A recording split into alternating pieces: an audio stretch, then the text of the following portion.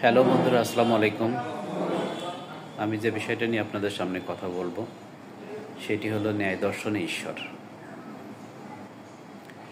ন্যায় দর্শন প্রাচীন ভারতের একটি অন্যতম দার্শনিক সম্প্রদায়।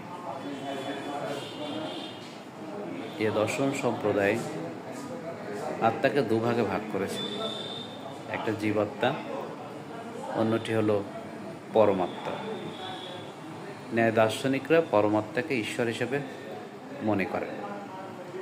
তাদের ধারণা এ জগৎ পরমাত্মার সৃষ্টি।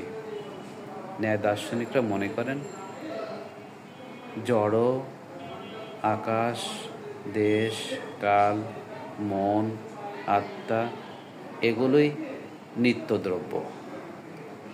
জগৎ সৃষ্টির পূর্বে এ সকল দ্রব্যর অস্তিত্ব ছিল এবং জগৎ ধ্বংসের পরেও এ সকল নিত্যদ্রব্যর অস্তিত্ব থাকবে। ন্যায় দার্শনিকরা মনে করেন ঈশ্বর এই নিত্যদ্রব্যগুলো দিয়ে জগৎ সৃষ্টি করেছেন। তিনি জগতের সৃষ্টিকারক, তিনি সংহারকর্তা এবং তিনি বিশ্বজগতের নিয়ন্ত্রণকর্তা। তিনি সর্বজ্ঞ, তিনি সর্বদর্শী। বলা হয় গড ইজ অমনিসেন্ট অ্যান্ড অমনিপটেন্ট।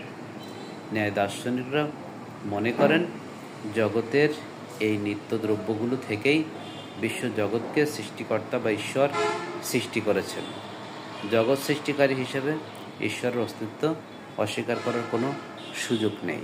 তাই ন্যায় দার্শনিকরা ঈশ্বরের অস্তিত্ব স্বীকার করেন নিত্যদ্রব্য বা জগৎ সৃষ্টির উপাদানের মতোই। ধন্যবাদ সবাইকে, সবাই ভালো থাকবেন।